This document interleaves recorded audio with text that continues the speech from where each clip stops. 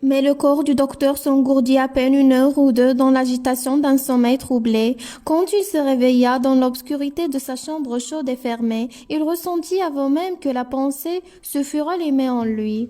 Cette oppression douloureuse, ce malaise de l'âme, que laisse en nous le chagrin sur lequel on a dormi, il semble que le malheur, dont le choc n'a seulement heurté la vieille, se soit glissé durant notre repos, dans notre chair elle-même, qu'il meurtrit et fatigue comme une fièvre. Brusquement, le souvenir lui revint et il s'assit dans son lit. Alors il recommença lentement, un à un, tous les raisonnements qui avaient torturé son cœur sur la jetée pendant que criaient les sirènes. Plus il songeait, moins il doutait. Il se sentait traîné par sa logique, comme par une main qui attire et étrangle vers l'intolérable certitude. Il avait soif, il avait chaud, son cœur battait, il se leva pour ouvrir sa fenêtre et respirer. Et quand il fut debout, un bruit léger lui parvint à travers le mur. Jean dormait tranquille et ronflait doucement. Il dormait, lui. Il n'avait rien pressenti, rien deviné. Un homme qui avait connu leur mère lui laissait toute sa fortune. Il prenait l'argent, trouvant cela juste et naturel. Il dormait riche et satisfait, sans savoir que son frère haletait de souffrance et de détresse. Et une colère se levait en lui contre ce ronfleur insouciant et content.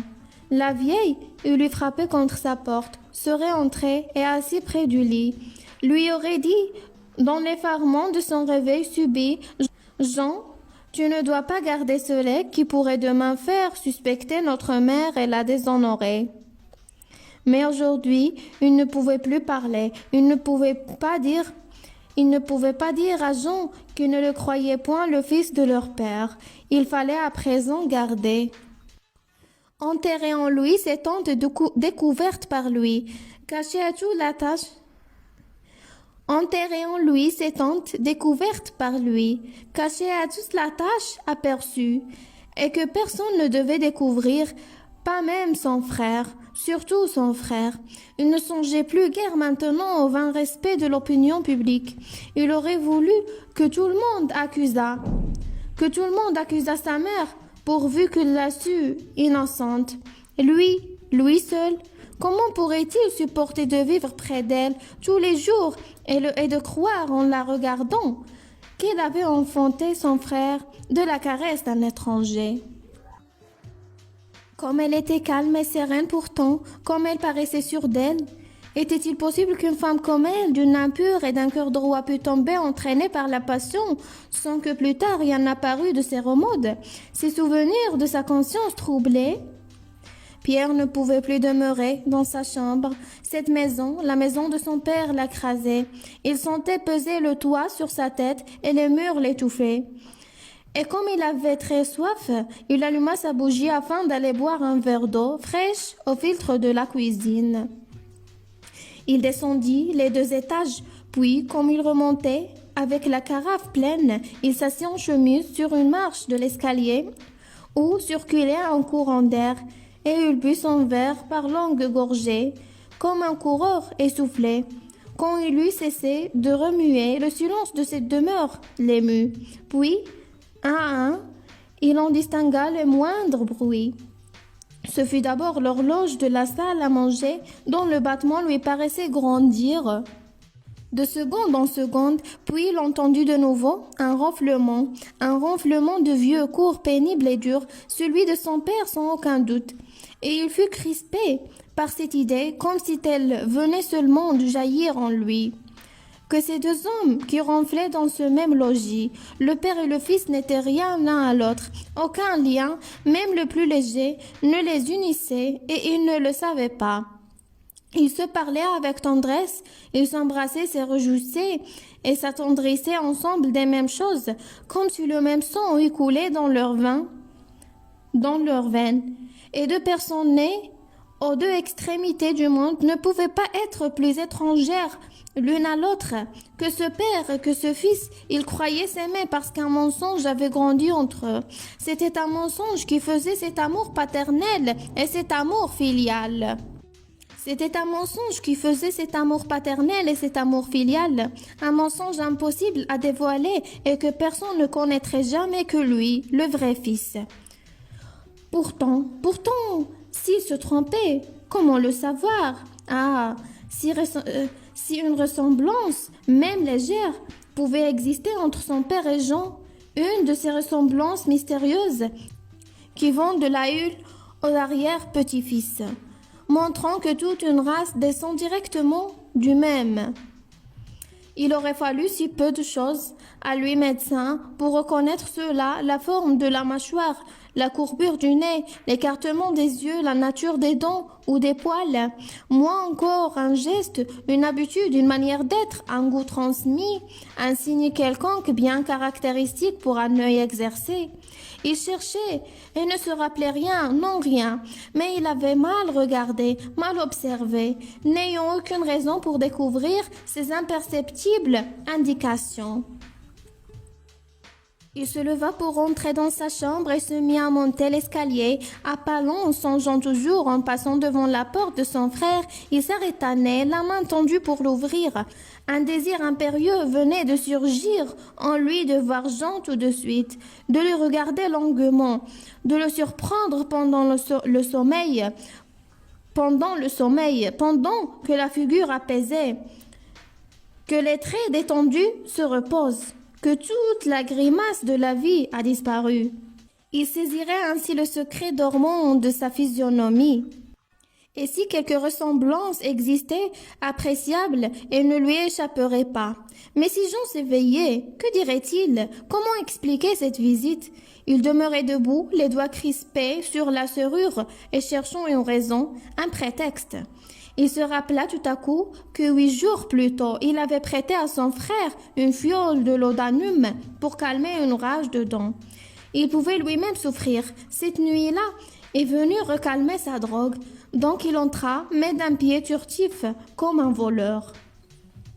Jean, la bouche entr'ouverte, dormait d'un sommeil animal et profond. Sa barbe et ses cheveux blancs faisaient une tache d'or sur le linge blanc. Il ne s'éveilla point, mais il cessa de ronfler. Pierre, penché vers lui, le contemplait d'un œil avide. Non, ce jeune homme-là ne ressemblait pas à Roland, et pour la seconde fois s'éveilla dans son esprit le souvenir du petit portrait disparu de Maréchal. Il fallait qu'il le trouvât. En le voyant, peut-être, il ne douterait plus. Son frère remua, gêné sans doute par sa présence ou par la lueur de sa bougie pénétrant ses paupières. Alors le docteur recula sur la pointe des pieds vers la porte qu'il referma sans bruit. Puis il retourna dans sa chambre, mais il ne se coucha pas. Le jour fut long à venir. Les heures sonnaient, l'une après l'autre. À la pendule de la salle à manger, dont le timbre avait un son profond et grave, comme si ce petit instrument d'horlogerie eût avalé une cloche de cathédrale. Elle montait dans l'escalier vide, traversait les murs et les portes, allait mourir au fond des chambres dans l'oreille inerte des dormeurs. Pierre s'était mis à marcher de long en large, de son lit à sa fenêtre. Qu'allait-il faire? Il se sentait trop bouleversé pour passer ce jour-là dans sa famille. Il voulait encore rester seul, au moins jusqu'au lendemain, pour réfléchir, se calmer, se fortifier pour la vie de chaque jour qu'il lui faudrait reprendre. Eh bien, il irait à Trouville voir grouiller la foule sur la plage. Cela le distrairait, changerait l'air de sa pensée, lui donnerait le temps de se préparer à l'horrible chose qu'il avait découverte. Dès que l'aurore parut, il fit sa toilette et s'habilla. Le brouillard s'était dissipé. Il faisait beau, très beau, comme le bateau de Trouville ne quittait le port qu'à 9 heures. Le docteur songea qu'il lui faudrait embrasser sa mère avant de partir. Il attendit le moment où elle se levait tous les jours, puis il descendit. Son cœur battait si fort en touchant sa porte qu'il s'arrêta pour respirer. Sa main posée sur la serrure était molle et vibrante, presque incapable du léger effort de tourner le bouton pour entrer. Il frappa, la voix de sa mère demanda « Qui est-ce » Moi, Pierre, qu'est-ce que tu veux? Te dire bonjour parce que je vais passer la journée à Trouville avec des amis. C'est que je suis encore au lit. Bon, alors ne te dérange pas, je t'embrasserai en rentrant ce soir. Il espéra qu'il pourrait partir sans la voir, sans poser sur ses joues le baiser faux qui lui soulevait le cœur d'avance. Mais elle répondit: Un moment, je t'ouvre. Tu attendras que je me sois recouchée. Il entendit ses pieds nus sur le parquet, puis le bruit du verrou glissant. Elle cria: Entre. Il entra. Elle était assise dans son lit, tandis qu'à son côté, Roland, un foulard sur la tête et tourné vers le mur, s'obstinait à dormir. Rien ne l'éveillait tant qu'on ne l'avait pas secoué à lui arracher le bras. Les jours de pêche, c'était la bonne, sonnaient à l'heure convenue par le matelot Papa Gris, qui venait tirer son maître de cet invincible repos. Pierre, en allant vers elle, regardait sa mère et il lui semblait tout à coup qu'il ne l'avait jamais vue. « C'est hier soir que tu as décidé cette partie ?» dit-elle. « Oui, hier soir. Tu reviens pour dîner ?»« Je ne sais pas encore. En tout cas, ne m'attendez point. » Il examinait avec une curiosité stupéfaite. C'était sa mère, cette femme, toute cette figure, vue dès l'enfance. Dès que son œil avait pu distinguer ce sourire, cette voix si connue, si familière, lui paraissait brusquement nouveau et autre de ce qu'il avait été jusqu'à là pour lui. Il comprenait à présent que l'aimait, il ne l'avait jamais regardée. C'était bien elle pourtant, et il n'ignorait rien des plus petits détails de son visage. Mais ces petits détails, il les apercevait notamment pour la première fois son attention anxieuse. Fouillant cette tête chérie, la lui révélait différente, avec une physionomie qu'il n'avait jamais découverte. Il se leva pour partir, puis, cédant soudain à l'invincible envie de savoir qui lui mordait le cœur depuis la vieille. « Dis donc, j'ai cru me rappeler qu'il y avait autrefois à Paris un petit portrait de maréchal dans notre salon. » Elle hésita une seconde ou deux, ou du moins il se figura qu'elle hésitait, puis elle dit: « Mais oui, et qu'est-ce qu'il est devenu ce portrait ?» Elle aurait pu encore répondre plus vite. « Ce portrait, attends, je ne sais trop. Peut-être que je l'ai dans mon secrétaire. Peut-être que je l'ai dans mon secrétaire. Tu serais bien aimable de le retrouver. » « Oui, je chercherai. Pourquoi le veux-tu? » « Oh, ce n'est pas pour moi. J'ai songé qu'il serait tout naturel de le donner à Jean, et que cela ferait plaisir à mon frère. »« Oui, tu as raison. C'est une bonne pensée. Je vais le chercher dès que je serai levé. » Et il sortit. C'était un jour bleu, sans un souffle d'air. Les gens dans la rue semblaient gais. Les commerçants allant à leur affaire, les employés allant à leur bureau, les jeunes filles allant à leur magasin. Quelques-uns chantonnaient, mis en joie par la clarté. Sur le bateau de Trouville, les passagers montaient déjà. Pierre s'assit tout à l'arrière sur un banc de bois. Il se demandait: a-t-elle été inquiétée par ma question sur le portrait ou seulement surprise? L'a-t-elle égarée au cachet? Sait-elle où il est ou bien ne sait-elle pas? Si elle l'a caché, pourquoi? Et son esprit, suivant toujours la même marche, de déduction en déduction, conclut ceci: le portrait d'amis, portrait d'amant, était resté dans le salon bien en vue, jusqu'au jour où la mère s'était aperçue, la première avant tout le monde, que ce portrait ressemblait à son fils, sans doute depuis longtemps, elle épiait cette ressemblance, puis l'ayant découverte. L'ayant vue naître et comprenant que chacun pourrait un jour ou l'autre l'apercevoir aussi, elle avait enlevé un soir la petite peinture redoutable, elle l'avait cachée, n'osant pas la détruire. Et Pierre se rappelait fort bien maintenant que cette miniature avait disparu longtemps avant leur départ de Paris. Elle avait disparu, croyait-il, quand la barbe de Jean se mettant à pousser l'avait rendu tout à coup pareil au jeune homme blanc qui souriait dans le cadre. Le mouvement du bateau qui partait troubla sa pensée et la dispersa. Alors, s'étant levé, il regarda la mer. Le petit paquebot sortit des jetées, tourna à gauche et soufflant, haletant, frémissant, s'en alla vers la côte lointaine qu'on apercevait dans la brume matinale. De place en place, la voile rouge d'un lourd bateau de pêche immobile sur la mer plate avait l'air d'un gros rocher sortant de l'eau, et la Seine descendant de Rouen semblait un large bras de mer séparant deux terres voisines. Et moins d'une heure où parvint au port de Trouville, et comme c'était le moment du bain, Pierre se rendit sur la plage. De loin, elle avait l'air d'un long jardin plein de fleurs éclatantes. Sur la grande dune de sable jaune depuis la jetée jusqu'aux roches noires, les ombrelles de toutes les couleurs, les chapeaux de toutes les formes, les toilettes de toutes les nuances, par groupes devant les cabines, par lignes le long du flot, ou dispersées çà et là, ressemblaient vraiment à des bouquets énormes dans une prairie démesurée, et le bruit confus, proche et lointain des voix égrenaient dans l'air léger, les appels, les cris d'enfants qu'on baigne, les rires clairs des femmes faisaient une rumeur continue et douce mêlée à la brise insensible et qu'on aspirait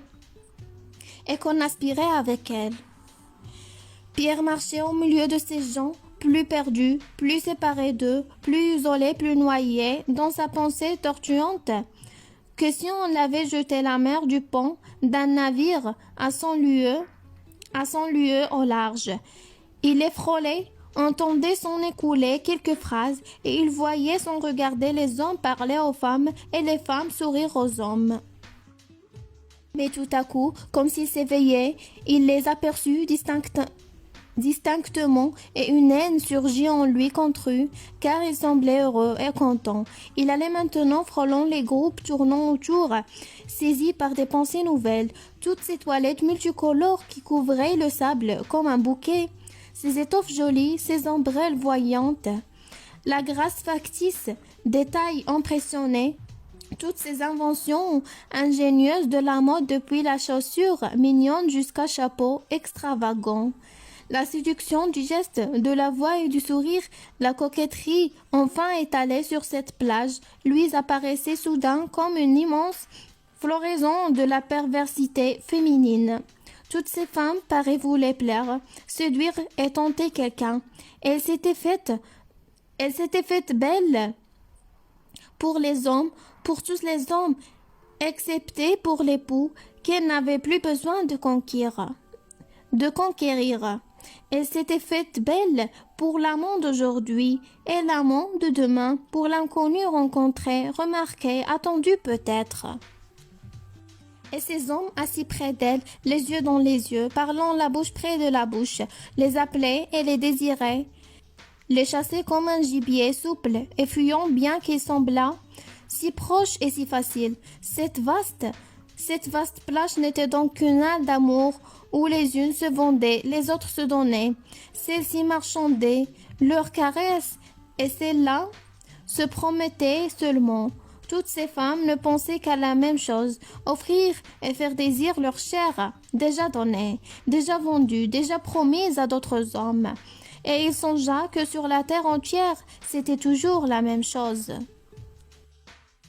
Sa mère avait fait comme les autres, voilà tout. Comme les autres? Non, il existait des exceptions et beaucoup, celles qu'il voyait autour de lui, des riches, des folles, des chercheuses d'amour, appartenaient en somme à la galanterie élégante et mondaine, ou même à la galanterie tarifée, car on ne rencontrait pas sur les plages piétinées par la légion des désœuvrés.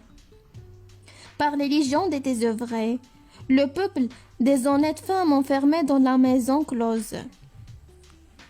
La mer montait, chassant peu à peu vers la vie les premières lignes des baigneurs. On voyait les groupes se lever vivement et fuir, en emportant leur siège devant le flot jaune qui s'en venait franger d'une petite dentelle d'écume. Les cabines roulantes, attelées d'un cheval, remontaient aussi sur les planches de la promenade qui borde la plage d'un bout à l'autre. C'était maintenant une coulée continue, épaisse et lente, de foule élégante formant deux courants contraires qui se coudoyaient et se mêlaient. Pierre nerveux, exaspéré par ce frôlement, s'enfuit, s'enfonça dans la vie et s'arrêta pour déjeuner chez un simple marchand de vin à l'entrée des champs.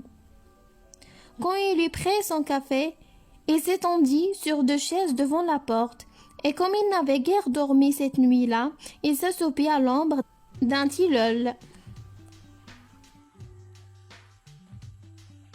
Après quelques heures de repos, s'étant écoué, il s'aperçut qu'il était temps de revenir pour reprendre le bateau, et il se mit en route, accablé par une courbature subite tombée sur lui pendant son assoupissement. Maintenant, il voulait rentrer, il voulait savoir si sa mère avait retrouvé le portrait de Maréchal.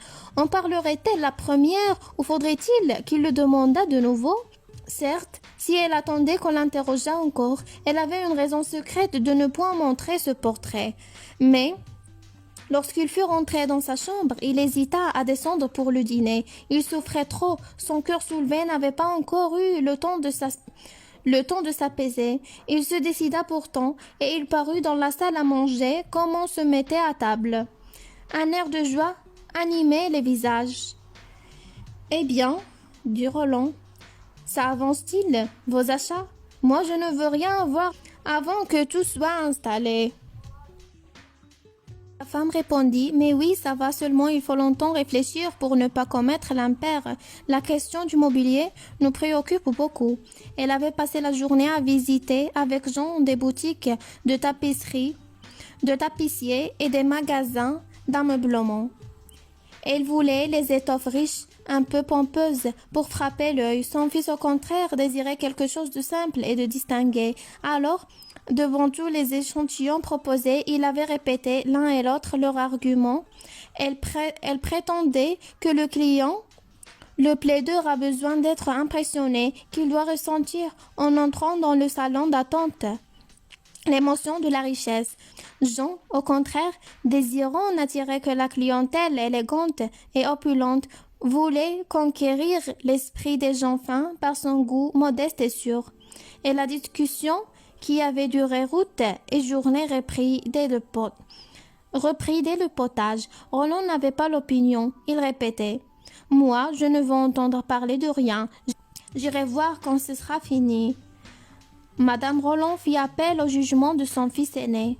« Voyons-toi, Pierre, que penses-tu » Il avait les nerfs tellement surexcités que n'eut envie de répondre par un juron. Il dit cependant, sur un ton sec où vibrait son irritation, « Oh, moi, je suis tout à fait de l'avis de Jean. Je n'aime que la simplicité qui est, quand il s'agit de goût, comparable à la droiture quand il s'agit de caractère. » Sa mère reprit, « Songe que nous habitons une vie de commerçants où le bon goût ne court pas les rues. » Pierre répondit, « Et qu'importe? Est-ce qu'une raison pour imiter les sots? Si mes compatriotes sont bêtes ou malhonnêtes, ai-je besoin de suivre leur exemple? Une femme ne commettra pas une faute pour cette raison que ses voisines ont des amants. » Jean se remit à rire. « Tu as des arguments par comparaison qui semblent pris dans les maximes d'un moraliste. » Pierre ne répliqua point. Sa mère et son frère recommencèrent à parler d'étoffes et de fauteuils. Il les regardait comme il avait regardé sa mère le matin avant de partir pour Trouville. Il les regardait en étranger qui observe, et il se croyait en effet entré tout à coup dans une famille inconnue. Son père surtout étonnait son œil et sa pensée. Ces gros hommes flasques, quand on y est, c'était son père. À lui, non, non. Jean ne lui ressemblait en rien. Sa famille, depuis 2 jours, une inconnue et malfaisante, la main d'un mort avait arraché et cassé un tous les liens qui tenaient l'un à l'autre ces 4 êtres. C'était fini, c'était brisé, plus de mère, car il ne pourrait plus la chérir. Ne la pouvant vénérer, avec ce respect absolu, tendre et pieux, dont a besoin le cœur de fils. Plus de frère, puisque ce frère était l'enfant d'un étranger. Il ne lui restait qu'un père, ce gros homme qui n'aimait pas malgré lui. Et tout à coup, dis donc, maman, as-tu retrouvé ce portrait? Elle ouvrit des yeux surpris. Quel portrait? Le portrait de Maréchal. Non, c'est-à-dire, oui, je ne l'ai pas retrouvé, mais je crois savoir où il est. Quoi donc? Demanda Roland. Pierre lui dit, un petit portrait de Maréchal qui était autrefois dans notre salon à Paris. J'ai pensé que Jean serait content de le posséder. Roland s'écria, mais oui, je m'en souviens parfaitement. Je l'ai même vu encore à la fin de l'autre semaine. Ta mère l'avait tiré de son secrétaire en rangeant ses papiers. C'était jeudi ou vendredi. Tu te rappelles bien, Louis? J'étais en train de me raser quand tu l'as pris dans un tiroir et posé sur une chaise à côté de toi, avec un tas de lettres dont tu as brûlé la moitié. Hein? Est-ce drôle que tu aies touché à ce portrait 2 ou 3 jours à peine avant l'héritage de Jean? Si je croyais pressentiment, je dirais que c'en est un. Madame Roland répondit avec tranquillité. Oui, je sais où il est. J'irai le chercher tout à l'heure. Donc, elle avait menti. Elle avait menti en répondant ce matin-là même à son fils qui lui demandait ce qu'était devenue cette miniature. Je ne sais pas trop, peut-être que je l'ai dans mon secrétaire. Elle l'avait vu, touché, manié, contemplé quelques jours auparavant, puis elle l'avait recaché dans ce tiroir secret avec des lettres, ses lettres à lui. Pierre retardait sa mère qui avait menti. Il la regardait avec une colère exaspérée de fils trompé, volé dans son affection sacrée et avec une jalousie d'homme longtemps, aveugle qui découvre enfin une trahison honteuse. S'il avait été le mari de cette femme, lui son enfant, il l'aurait saisi par les poignets, par les épaules ou par les cheveux et jeté à terre, frappé, meurtri, écrasé. Et il ne pouvait rien dire, rien faire. Rien montrer, rien révéler. Il était son fils, il n'avait rien à venger. Lui, on ne l'avait pas trompé. Mais oui, elle l'avait trompé dans sa tendresse, trompé dans son pieux respect. Et se devait à lui, irréprochable, comme se doivent toutes les mères à leurs enfants. Si la fureur dont il était soulevé arrivait presque à de la haine, c'est qu'il la sentait plus criminelle envers lui qu'envers son père lui-même. L'amour de l'homme et de la femme est un pacte volontaire où celui qui faiblit n'est coupable que de perfidie. Mais quand la femme est devenue mère, son devoir a grandi puisque la nature lui confie une race. Si elle succombe alors, elle est lâche, indigne et infâme. C'est égal, dit tout à coup Roland, en allongeant ses jambes sous la table, comme il faisait chaque soir pour siroter son verre de cassis. Ça n'est pas mauvais de vivre à rien faire quand on a une petite essence. J'espère que Jean nous offrira des dîners extra. Maintenant, ma foi, tant pis si j'attrape quelquefois mal à l'estomac. Puis, se tournant vers sa femme. Va donc chercher ce portrait, ma chatte, puisque tu as fini de manger. Ça me fera plaisir. Ça me fera plaisir aussi de le revoir. Elle se leva, prit une bougie et sortit, puis après une absence qui parut longue à Pierre, bien qu'elle n'eût pas duré 3 minutes, Madame Roland rentra, souriante et tenant par l'anneau un cadre doré de forme ancienne.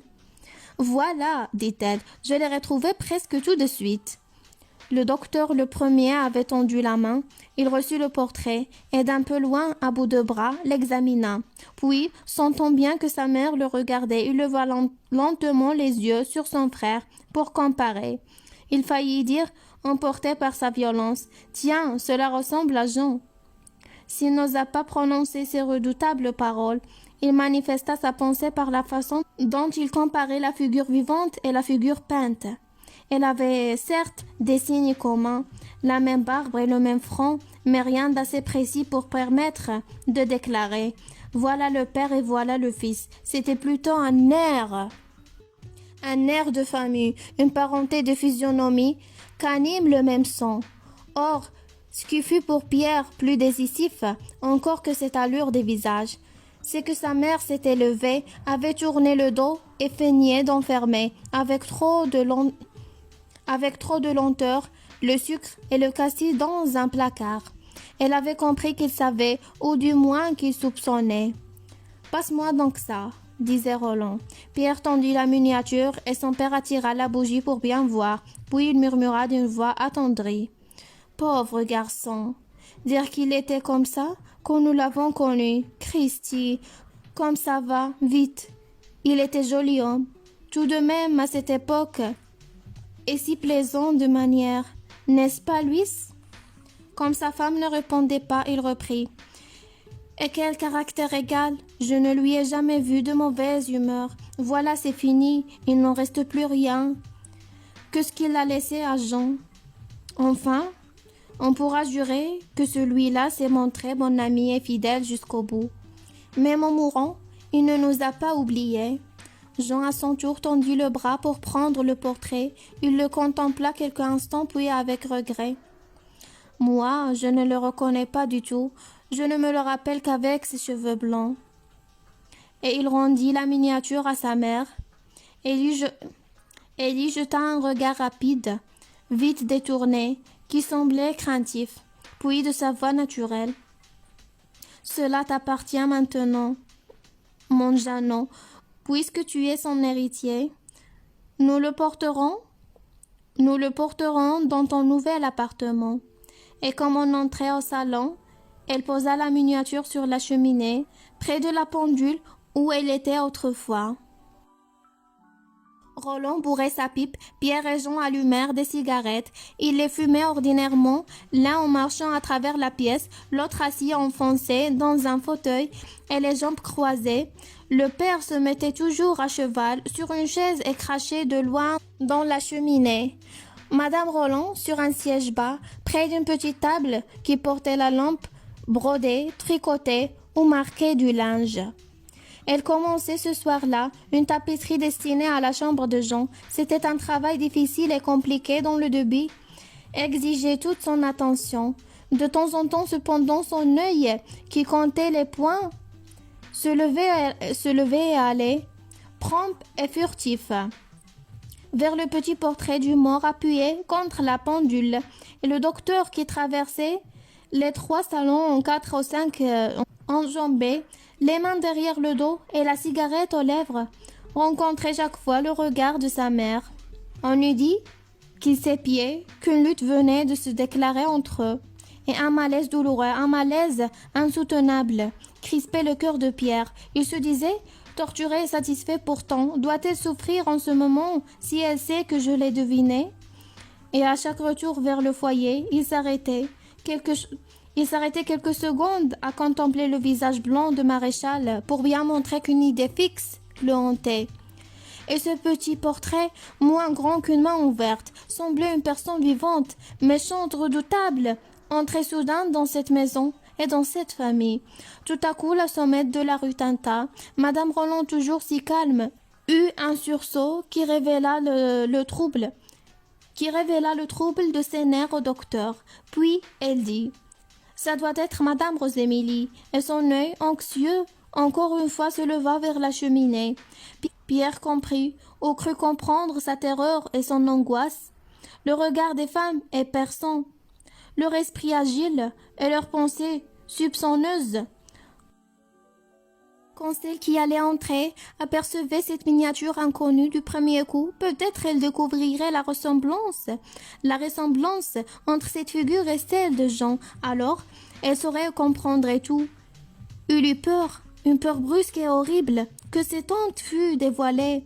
Et se retournant comme la porte s'ouvrait, il prit la petite peinture et la glissa sous la pendule sans que son père et son frère le s'en vus. Rencontrant de nouveau les yeux de sa mère, ils lui parurent changés, troubles et hagards. Bonjour, disait Madame Rosémilie. Je viens boire avec vous une tasse de thé. Mais pendant qu'on s'agitait autour d'elle pour s'informer de sa santé, Pierre disparut par la porte restée ouverte. Quand on s'aperçut de son départ, on s'étonna. Jean, mécontent à cause de la jeune veuve qu'il craignait blessée, murmurait. « Quel lourd !» Madame Roland répondit. « Il ne faut pas lui en vouloir. Il est un peu malade aujourd'hui et fatigué d'ailleurs de sa promenade à Trouville. »« N'importe, reprit Roland. Ce n'est pas une raison pour s'en aller comme un sauvage. » Madame Rosémilie voulut arranger les choses en affirmant. Mais non, il est parti à l'anglaise. On se sauve toujours ainsi dans le monde quand on s'en va de bonne heure. Oh, répondit Jean. Dans le monde, c'est possible, mais on ne traite pas sa famille à l'anglaise et mon frère ne fait que cela depuis quelque temps.